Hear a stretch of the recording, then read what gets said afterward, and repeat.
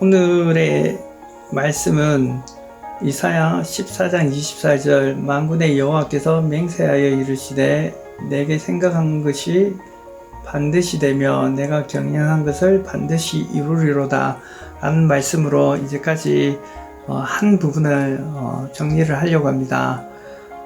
하나님의 경륜은 하나님께서 하나님의 백성, 하나님의 자녀 되는 부분을 이루시는 것입니다. 하나님의 나라를 성취하는 것인데 그 성취를 어떻게 이루느냐?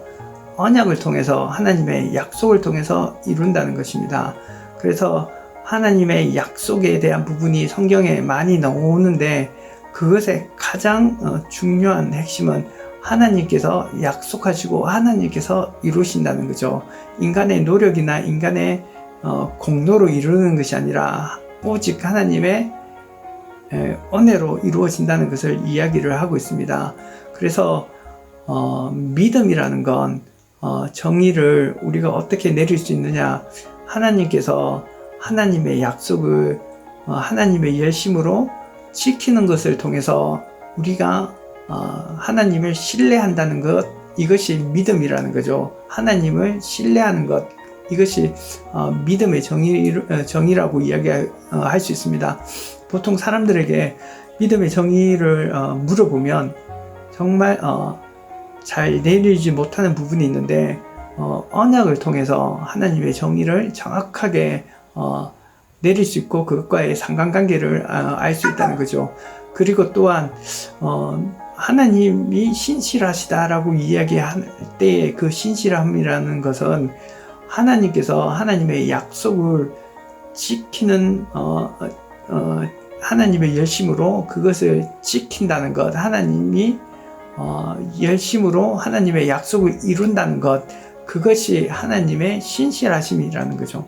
그래서 믿음과 하나님의 신실함은 언약과 사실은 관련이 되어 있고, 또 언약은 하나님의 백성, 하나님의 자녀, 하나님의 나라를 만드는 목적에서 그것을 어떻게 이루시냐라는 수단으로 이야기를 했는데 그 중에서 가장 중요한 건 언약을 보는 관점인데 그것이 두 가지 관점이 있다는 거죠. 성경 전체를 크게 나누면 첫 번째는 하나님께서 하나님의 약속을 인간이 이루고자 하는 옛 언약적 관점이 있고 두 번째는 하나님의 언약을 하나님이 이루시는 새 언약적 관점이 있다는 거죠. 그래서 갈라디아서 4장에서 바울이 보는 언약의 관점은 이 관점입니다. 아브라함이 하갈을 통해서 하나님의 자손을 놓겠다는 하나님의 약속을 하갈을 통해서 이스마엘을 놓는, 그래서 하나님의 언약이 실패되어지는 부분이 있고, 두 번째는 하나님이 잉타할 수 없는 사라를 통해서 하나님의 약속의 자녀 이삭을 놓는, 그러니까 하나님이 하나님의 약속을 이루시는 그 언약을 통해서 하나님이 이루시겠다라는 것을 보여주고 있습니다. 그것이 언약의 가장 중요한 키포인트고요.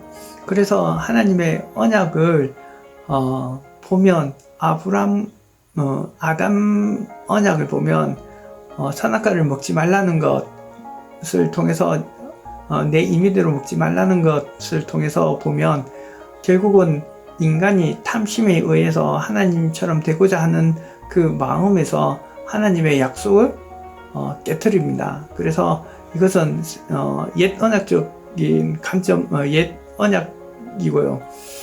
그래서 언약이 실패되었을 때 하나님께서는 원시복음, 그러니까 여자의 후손으로 말미암아서 뱀의 후손과 원수가 되게 하고 여자의 후손이 결국은 그의 머리를 부숴버리고 라는 그 원시복음을 하나님께서는 이야기하십니다. 결국은 하나님께서 하시겠다라는 그 부분을 통해서 하나님의 언약을 이루시겠다라는 부분에서 노아의 언약을 보면 노아의 언약 속에서 나타나는 것, 하나님의 은혜로 말미암아 하나님 말씀을 다 준행했다라고 이야기를 하고, 그리고 하나님의 말씀대로 그 방주를 통해서 구원의 역사를 이루어가고 있는 부분을 이야기를 하고 있습니다. 결국은 하나님의 언약은 하나님의 은혜로 말미암아서 결국 하나님 말씀대로 그 말씀대로 준행되어진다는 것을 이야기하는 것이 핵심이고요.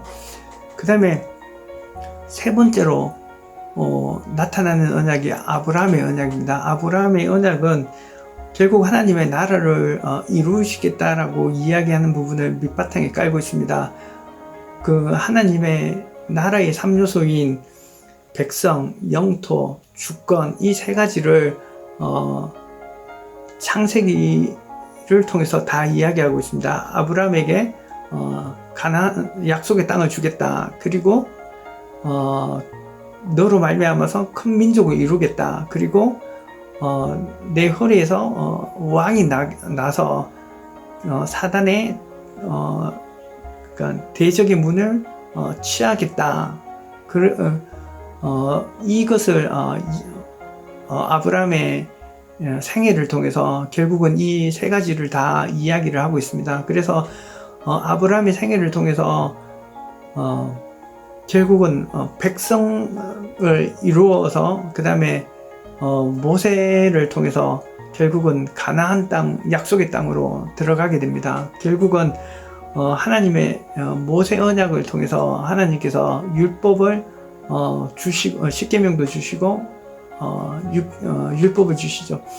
그 율법이라는 건 하나님의 약속의 내용이자 마치 명령처럼 되어지는 부분이지만은 율법 십계명의 가장 핵심은 하나님 아버지를 공경하라는 것처럼 하나님의 아버지 되심, 하나님의 왕 되심, 하나님이 주인 되심을 이야기를 하고 있고요. 그 다음에 언약의 하나님으로 안식의 하나님으로 안식을 주시는 분이라는 거죠. 그 안식이라는 건 우리가 살아갈 수 있도록 우리에게 모든 것을 공급하시는 하나님이라는 부분을 이야기하고 있습니다. 이 안식은 안식일과 안식년, 휘년 그렇게 나타나고 연장선상에 있는 것처럼 일주일 동안 하나님께서 토요일까지 공급해 주시고 마지막 주일까지 그 먹을 것들을 공급해 주신다는 것이죠.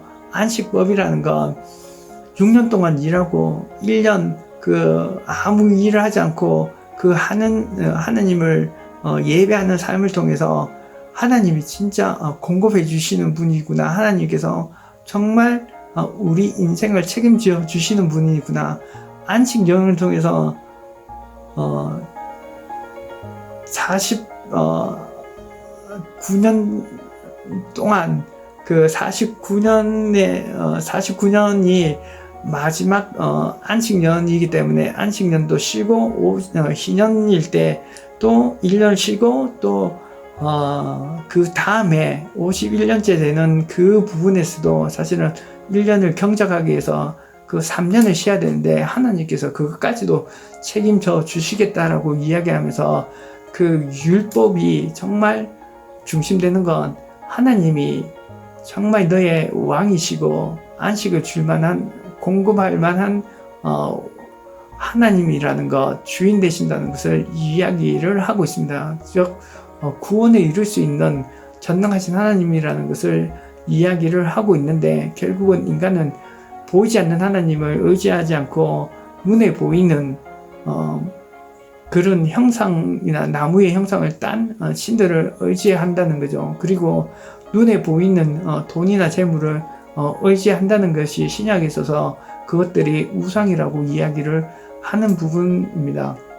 그래서 결국은 그 시내산에서 언약을 체결하고 받지만은 결국은 언약을 이루지 못합니다. 그래서 하나님께서는 성막을 통해서 같이 하나님의 임재하심 속에서 같은 가나안 땅까지 같이 동행하시고 다스리는 부분들을 보여주지만 결국은 인간은 인간의 노력으로, 인간의 수고로, 인간의 판단으로 결국은 그 언약들이 실패되어진다는 것을 이스라엘 역사를 통해서 보여주고 있고, 또한 하나님의 은혜로 말미암아 하나님의 거룩한 전쟁을 통해서 하나님께서 그 가나안 땅까지 이루어가고 있다는 것을 또한 반대적인 부분들로 또한 나타나고 있다는 것입니다. 그래서 모압 언약을 통해서 하나님께서 새 영을 너희에게 부어주겠다라고 이야기하시고, 하나님께서 하나님이 그 역사를 이루어 가겠다라고 이야기를 하고 있는 부분입니다. 그래서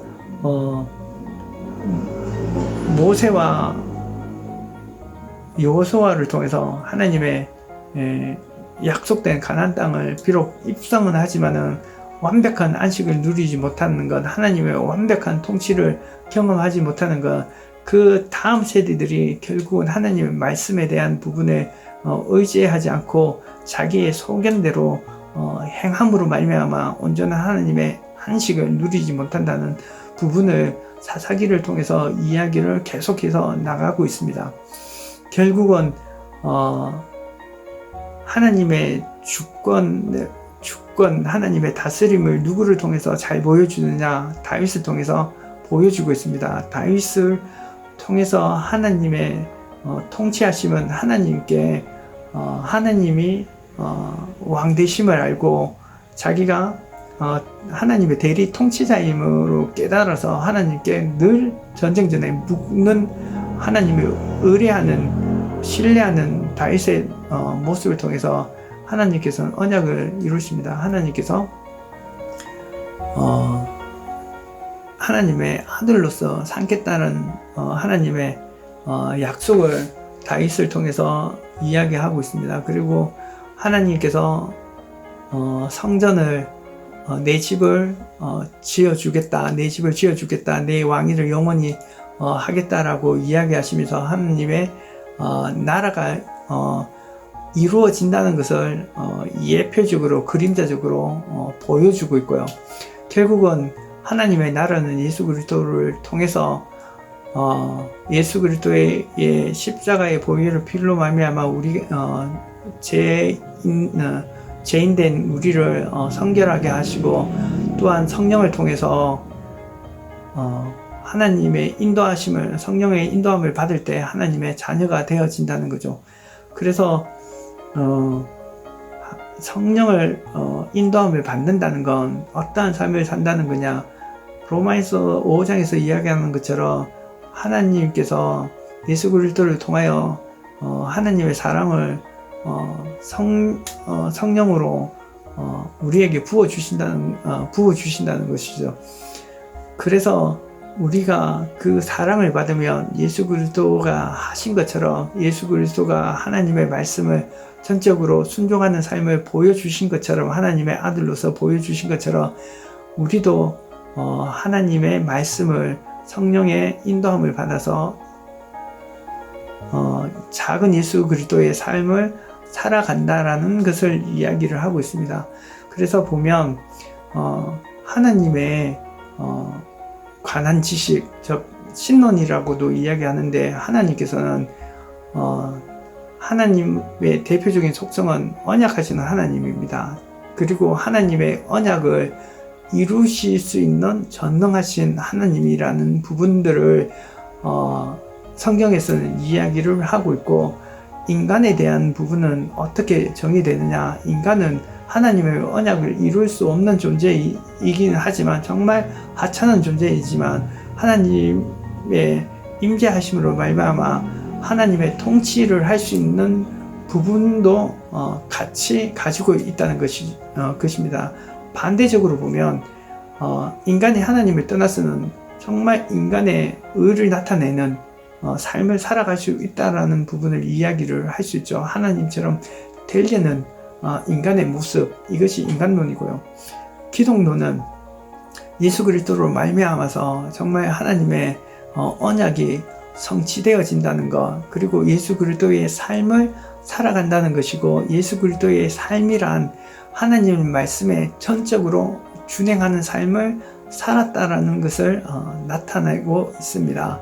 그래서 죄라는 것, 죄론에 대한 부분도 우리가 배워왔던 것처럼 나쁜 행위를 하는 부분도 포함하고 있지만은 죄라는 건 하나님의 주권, 하나님의 왕되심을 인정하지 않는 것, 그러니까 하나님의 약속을 정말 저버리는 것,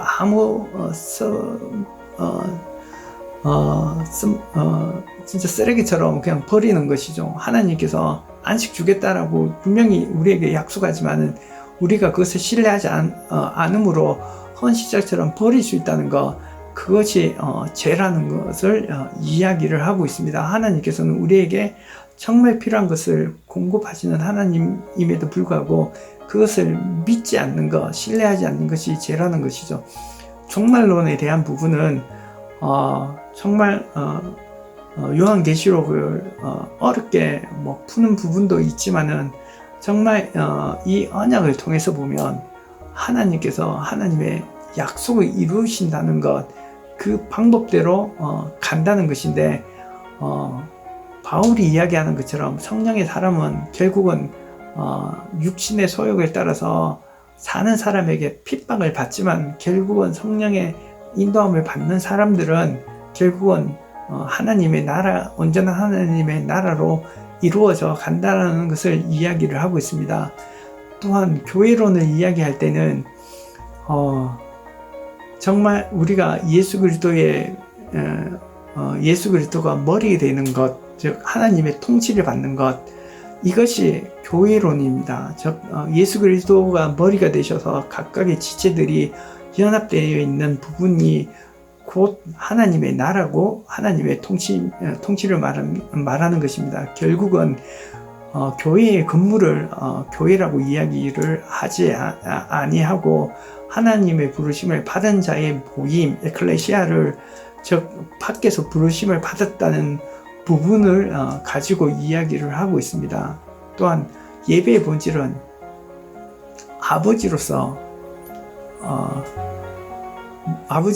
하나님의 아버지로서 모시는 것, 인식하는 것, 이게 예배의 본질이라는 것입니다. 그 예배 속에서 그것을 알게 하는 게 성령과 진리의 말씀이 그것을 우리에게 깨달아 알게 한다는 거죠. 그래서 정말 성경에서 기도하는 부분들 속에서 하나님을 정말 멀리 있는 하나님이 아니라 내 아버지로서 이야기를 하고 있고, 기도 또한 본질은 정말 성령을 구하는 게, 하나님의 나라가 이 땅 가운데 임하기 위해서 성령을 구하는 게 또한 기도의 본질이라고 할 수 있습니다. 좀 힘든 부분이지만은 6개월 동안 잘 왔던 부분이고 설명 못했던 부분들도 좀 있었긴 한데 정말 빨리 정리를 한 부분도 있지만은 잘 들어주셔서 감사합니다.